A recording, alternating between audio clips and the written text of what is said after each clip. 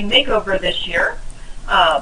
We've added a lot of new information, some new views, lots of new features that will hopefully make it easier for you and give you some more actionable information that is helpful. So we'll just start from the beginning here.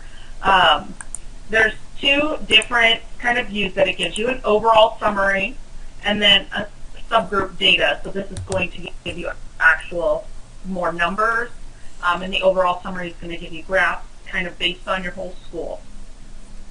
So up at the top we have some filters for grade band, FACT status, primary teacher, special education teacher, and Title I teacher. So if you use any of these filters, it will filter all of the data. So it'll filter your graph. So if you wanted to get a visual for just your E-2 students or just your high school students, you could use a filter, and that's going to filter everything here. So starting at the beginning here, we have response rate, which you guys are used to. This is what we report on every year. So this is your percentage of students that have responded, which is everyone except for status unknown.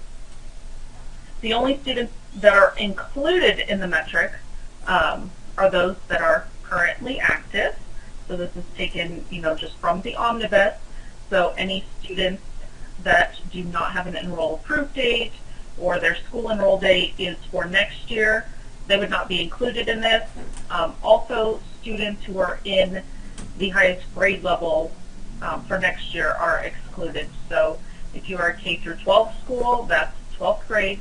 If you only serve K through 8, then 8th graders would be excluded. And then you'll get your overall response rate, and then broken down by status, registering, not registering, undecided, and status unknown. And down here, the subgroup that always defaults to is going to be the school. So you'll get the numbers here as well. And then this will just tell you what your total is. So down here it has all the same information. One feature I wanted to point out that I'm pretty excited about is that you can double click on any of these numbers and pull up the actual students. So if you wanted to see which students are status unknown, you could double click on the 19% or the 263, and that's going to pull up those students for you. So you have them all right there. It puts it in a new sheet, so you can just go back or you can delete this sheet. It's just a temporary sheet, so it doesn't matter. So I'm pretty excited about that new feature. It should make it easier for you. So that's the old stuff that we've always reported on. Now everything else is new. So I'm going to go through all the new things we've added. Okay, first is notes.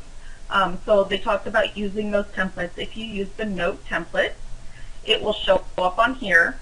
And this will show you the number of students that have received 0 notes for each category, 1 to 2 notes, or 3 or more notes. And this is, for some schools, this might be blank if you aren't using that. You kind of have to evaluate it based on what you're expecting to see. So if you expect that all of your students who are status unknown have received a contact that has been documented with a note, then you can click on this number for your status unknown students who don't have any notes and see who they are. Hey Amy, there's a question in the chat that's reliant upon the KML or the note template, correct? Yes. So, okay. So, one important thing to note is this does not include, because the KML templates and the note templates are kind of different and meant to capture a different thing. So the notes are kind of a contact, a meeting that you've made contact with the parent.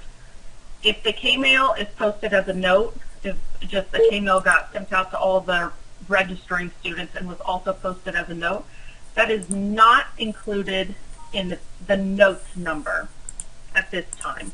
One important thing is all of this stuff could change as we get more data. There's not really much data at all for any of the schools at this point.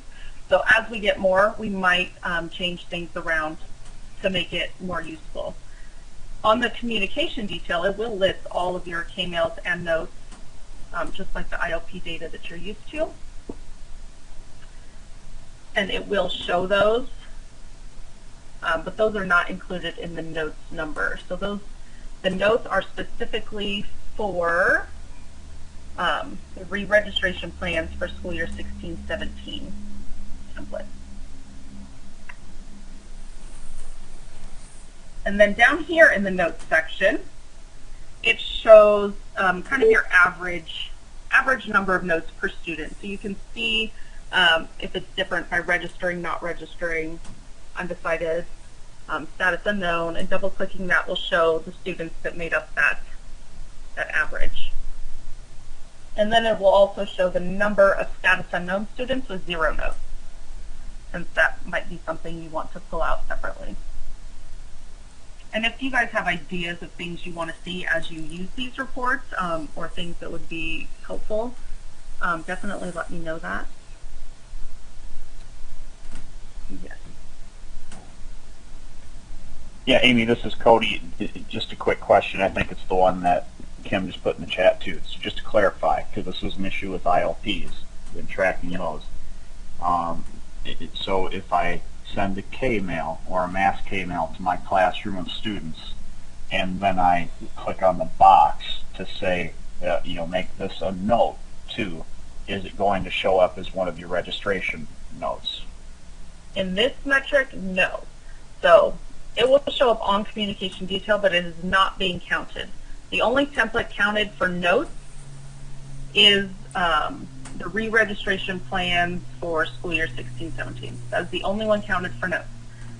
All these other templates are the K-mail templates. Those are included in the K-mail section. But even if it got posted as a note as well, those templates are not included in the note metric. So yeah, if that is something that is heavily used at your school for notes, that is something we can reevaluate at a later time. But at this point, they're kind of documenting two different things, so we kept them separate. All right, information sessions. So if you use these information sessions and you use the course program of re-reg, you will start to see a percentage of your students by status who have attended the session. So that's pretty cut and dry. And then down here, it will show you just the overall percentage. It is not broken down by status here. So overall, 15% have attended a session. So if you haven't had any sessions, it'll be 100% no's here. So green is yes, blue is no. Pretty straightforward there. The K-mails, we get less straightforward as we go, so hang with me here. So the K-mails, what we looked at here was to see if the K-mails match. So ideally, you go in and everyone who's registering, you send them the registering K-mail. That makes sense. They get the template so that they get the correct communication. So then here, outside of the green, are all the ones that don't match what the current status is. This might be because they have currently changed their status, which up here above the green line is more likely the case. Because, for example, we have 15 students who were, they got a status unknown template sent, and they are now undecided. So they have responded now, but they are undecided. So it's more likely that this is a timing issue. These might be students that you want to send an updated K-mail to reflect their current status. These students down here, so below the green line, you have, it might be an error, or you might have had students that actually changed their status. So we have one student here who was, this is all made up, by the way. You have one student here who was sent a template for registering, either because they were registering or someone sent them the wrong template, and they are actually at this time undecided. So that might be one you want to look at and kind of follow up on to and if they did change their status, have a conversation with them about that. Amy, it's Cody again.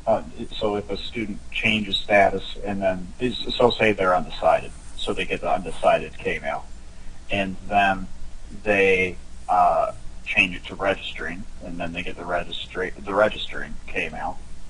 Does this report pull the most recent K-mail template that they've gotten and wipes away the other one? That's a great question. Yes, it only pulls the most recent one they've been sent for this.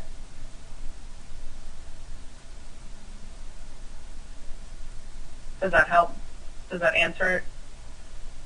It does. Thank you. Okay. All right. So this will kind of show you what matches, what doesn't. So the ones that don't match, they may need an updated template sent, or you might need to research them a little more.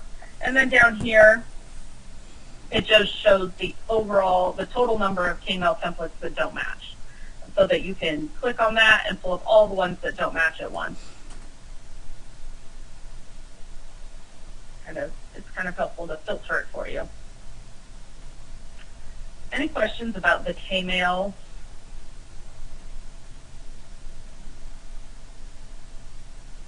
Now we're going to get into the tricky territory. So try to follow along with me, and I'll try to explain it the simplest way I can. Okay, so pulse check. So another thing we pulled in was for families that responded to the pulse check survey. There's a question on the pulse check about how likely they are to re-register. So we wanted to pull that in so we could compare that with what they actually end up doing. So on the pulse check survey, it asks them, on a scale of 1 to 7, how likely are you to re-register? 1 is the least likely, and 7 is the most likely. So going up. So this graph just kind of gives a very general summary visual of what that might look like. So here are of our registering students, and then it'll show the total number up here. So we had 285 registering students answer the survey, which is much more than any other group. So we know most of our families that answered the survey are re-registering families. And most of them responded with a 6 or 7 that they were likely to re-register. And then not registering, we have much more that were kind of in the middle, or they already knew that they were not going to re-register, which is what you expect. We did have a few, however, that responded with a 6 or 7 that they were likely to re-register, but they are not registering. They could have had to scale backwards, or the same with registering, or that could be a conversation we need to have. So down here, those two things are pulled out. So we have any families who responded with a 1 or a 2 that they are not likely to re-register, but they have registered, which is great. They either filled out the survey wrong or they changed their mind in a great way, and we're very happy about that. You can view those here. Or the students or families who responded that they were very likely to re-register, but they are not registering. So you can pull those students up here and kind of, give them any extra attention that they need. So then the undecided, and an overwhelming percentage of the undecided students were in the middle, which would be expected. Status unknown. Many of them, over half, are re-registering, which, considering most of the families that answered the survey are re-registering, kind of makes sense. So this kind of gives you, an overview, and then down here it will give you a few more details. It'll tell you how many responded. It also pulls in the average satisfaction rating. So that is the other question. One of the other questions on the survey is, overall, how satisfied are you? So that's just an extra bit of information we thought would be helpful. And then your average likelihood to re-register, which is a 6.0. And remember, these are on a scale of 1 to 7. And then, like I explained, the two little groups that are pulled out that are unexpected, that might be helpful to research further. So, does anybody have any questions about the pulse check? I think this can get a bit confusing because it's not a straight correlation like the K-mails. Any questions there? Okay. I don't see any questions. So a few more things. So on the subgroup data, you can change this. So it just defaults to school, which will kind of match your overall graph up here. You can change this if you want to see the numbers by grade band. So your top graphs are going to stay an overall summary of the school, but then down here, all your numbers get broken down by grade band. You can view it by FAST status, primary teacher, special education, Title I. And just as an extra tidbit, all your student information is on this student detail here. If it's quite easy to add to those groupings for any category that's on here. So if there's some kind of category you'd really like to see, let me know. Those are easy to add.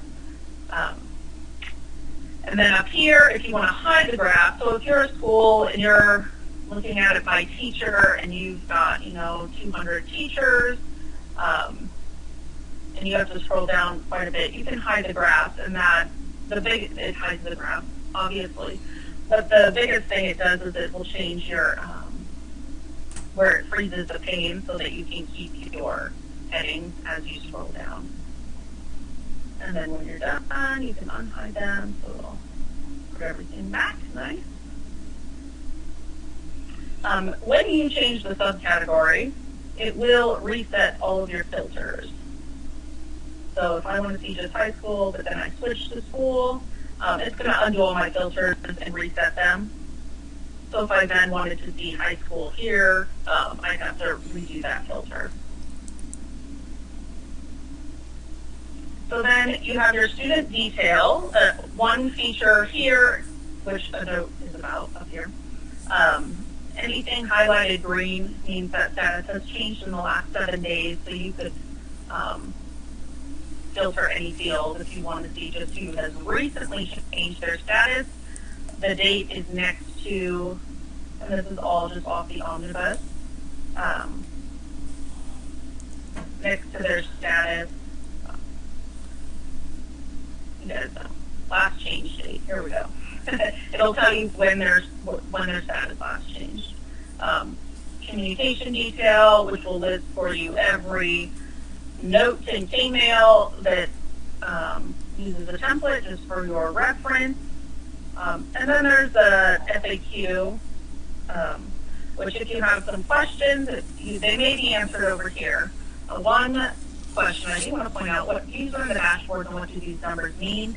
If you really want to dig deep and need some explanations, this will give you a lot of the directions and the explanations of each graph, as well as descriptions for each field in subgroup data.